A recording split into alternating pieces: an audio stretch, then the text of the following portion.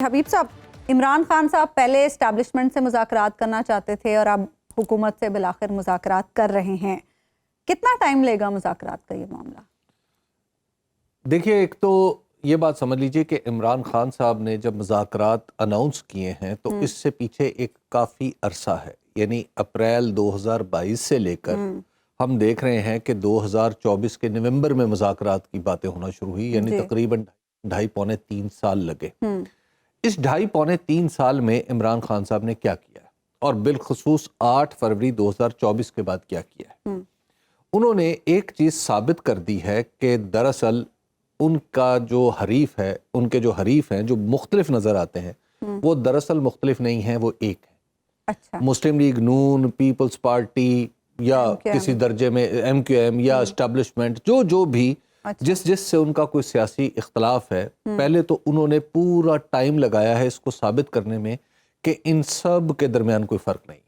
اچھا. یہ بنیادی طور پر ایک ہے. اچھا. تو جب ایک ہیں تو ان میں سے کسی طرف سے بھی اپروچ کیا جائے گا تو دراصل یہ سب کو اپروچ کرنے کے مترادف ہوگا. اچھا. یعنی اگر میں آپ سے دایاں ہاتھ نہیں ملا رہا تو بایاں ہاتھ ملا رہا ہوں، آپ میرے دائیں کندھے پہ پیٹ نہیں کر رہے، بائیں کندھے پہ پیٹ کر رہے ہیں، یا سر پہ ہاتھ پھیر رہے ہیں، یا میری بلائیں لے رہے ہیں، صورت ایک ہی ہے. اس میں یہ ہاتھ الگ ہے نہ یہ ہاتھ الگ ہے، نہ یہ کندھا الگ ہے، نہ سر الگ ہے. تو لہٰذا یہ جب انہوں نے پہلے اس کو ایک ہی مجسمہ ثابت کر لیا اس پوری صورتحال کو، تو اس کے بعد انہوں نے کیلکولیٹڈ انداز میں آگے ایک قدم بڑھایا ہے اور انہوں نے کہا کہ اچھا اب میں مذاکرات کرتا ہوں.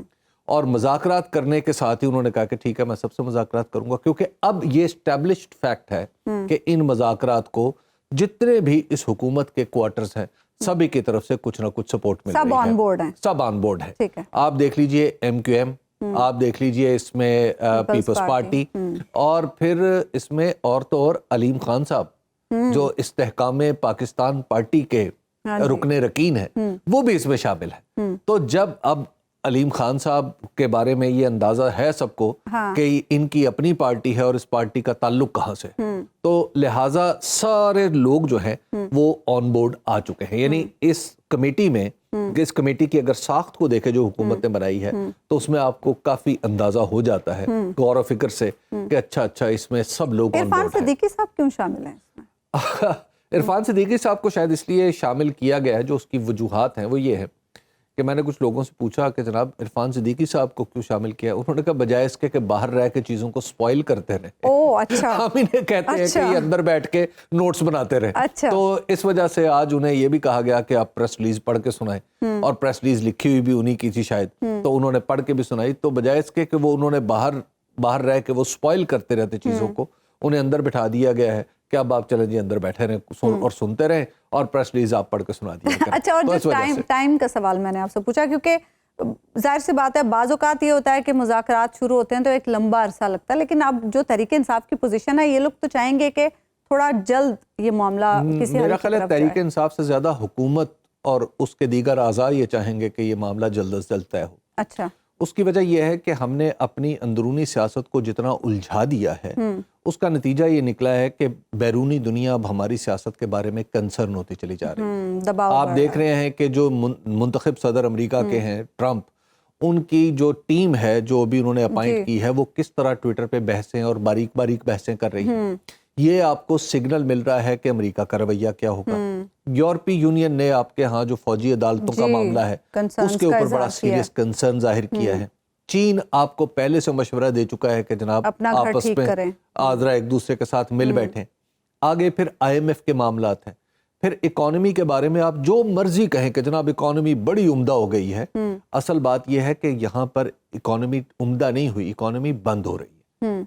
تو ایسی صورت کو آپ کہیں کہ اکانومی بہتر ہو رہی ہے تو پھر آپ جو چاہے آپ کا حسن کرشمہ ساز کریں، کبوتر کی طرح آنکھیں بند کر کے تو کام نہیں چلتا. تو ریالٹیز آف لائف جو ہیں وہ تھوڑی سی آپ یوں کہیے کہ پورے سسٹم کو اوور پاور کر رہی ہیں. پھر اس کے ساتھ ساتھ جو خیبر پختونخوا کی اور بلوچستان کی صورتحال ہے وہ بھی پریشان کن ہے، اور وہ بھی ایک ہیلنگ ٹچ کا تقاضا کرتی ہے، ایک پولیٹیکل اسٹریٹجی کا مطالبہ کرتی ہے.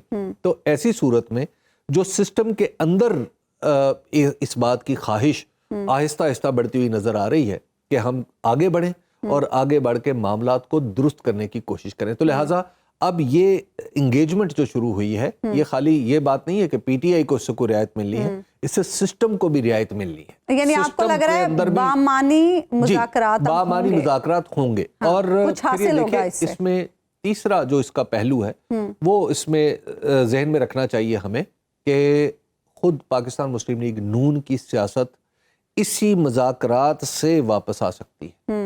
اس وقت تک نون لیگ جو ہے, پاکستان مسلم لیگ نون, وہ محض ایک وزن بیت کے طور پہ کام کر رہی ہے. سب کو پتا ہے کہ وزیر اعظم کی کیا حیثیت ہے, سب کو پتا ہے اسپیکر کی کیا حیثیت ہے, سب کو سب چیزوں کا پتا ہے پوری اسمبلی کے حوالے سے. تو یہ اسمبلی اگر عمران خان جیسی سیاسی قوت جو اس وقت پاکستان میں سب سے بڑی ہے اور مرکزی ہے, جب اس سے انگیج ہوتی ہے تو اس کا مطلب ہے کہ ان کے وجود کی بھی افادیت تسلیم کی کر لی گئی, انہیں بھی ایک سٹیک ہولڈر تسلیم کر لیا گیا ہے. تو لہٰذا پولیٹیکل پارٹیز کا اپنا فائدہ ہے کہ وہ مذاکرات کریں اور اس سے آگے بڑھیں, اپنی سیاست کو بچائیں. اچھا حبیب صاحب, جب بھی مذاکرات ہوتے ہیں پاکستانی تاریخ میں تو آج تک ہم نے دیکھا ہے جب بھی کبھی کوئی مذاکرات ہوئے تو کوئی نہ کوئی گارنٹر بھی ہوتا ہے. اب سبھی آن بورڈ ہیں تو گارنٹر کون ہوگا اس میں؟ آپ کو نظر نہیں آ رہے علیم خان گارنٹر ہے. اچھا, اس میں آپ کو نظر نہیں آ رہی ایم کیو ایم بھی بیٹھی ہوئی ہے. اچھا, تو یہ گارنٹیاں ہی بیٹھی ہوئی ہیں. اچھا جی, آپ اس میں زیادہ پریشان نہ ہو, جی گارنٹیاں بیچ میں بیٹھی ہوئی ہیں. لیکن بات یہ ہے نا کہ ان گارنٹرز کو خان صاحب پہ یقین نہیں ہے. خان صاحب بھی تو گارنٹی مانگی جا رہی ہے نا. تو خان صاحب بھی تو گارنٹی مانگ رہے ہیں, ان کی گارنٹی کیا ہے؟ حالانکہ پی ٹی آئی تو بدرجہ اولا یہ استحقاق رکھتی ہے کہ وہ ان سے گارنٹی مانگے کہ جناب آپ کہاں پہ کھڑے ہوئے ہیں, کیونکہ آپ کے اندر جو بیشتر لوگ بیٹھے ہوئے ہیں وہ تو فارم 47 کی پیداوار ہے. ووٹ کا تکلف تو محض ایسے ہی تھا نا, ووٹ تو محض تکلف کے طور پر ڈالا گیا تھا, کیونکہ فارم 47 والے آدمی کے ساتھ مذاکرات کرنے کا کیا معنی؟ اس کا مطلب ہے کہ جس نے فارم 47 دیا تھا اس نے یہ مینڈیٹ بھی دے دیا ہے کہ جا کے بات کریں.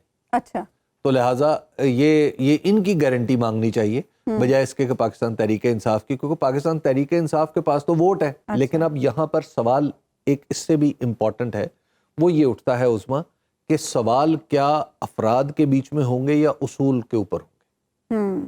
یعنی کیا معاملہ اصول کے مطابق چلنا ہے یا افراد کے مفادات کے تابع رہنا ہے؟ تو اگر تو یہ افراد کے مفادات کے تابع رہنا ہے تو پھر تو یہ مذاکرات بمشکل کامیاب ہوتے دکھائی دیں گے. لیکن مجھے ایسے لگ رہا ہے کہ اب مطالبات, یہ جو مذاکرات ہیں یہ افراد کے ساتھ ساتھ ایک اصول کا بھی دھیان رکھیں گے. اچھا, تو جب اصول آئے گا تو اس میں ڈیفینیٹلی بہت سارے افراد کی پسندیدگی اس کو شاید نہ مل سکے, اس حل کو جو بھی نکل کے سامنے آئے گا, لیکن الٹیمیٹلی یہ ضرور ہوگا کہ وہ حل سب کے لیے قابل قبول ہوگا.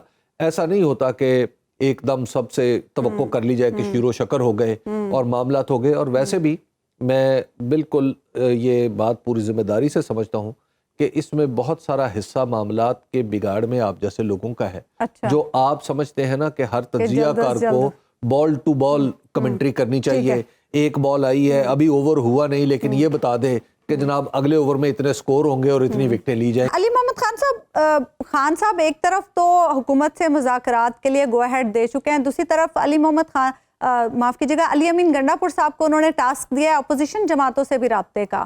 اپوزیشن سے بھی مذاکرات پیرالل چلیں گے, کس پوائنٹ پر انگیج کرنا چاہ رہے ہیں خان صاحب اپوزیشن کو؟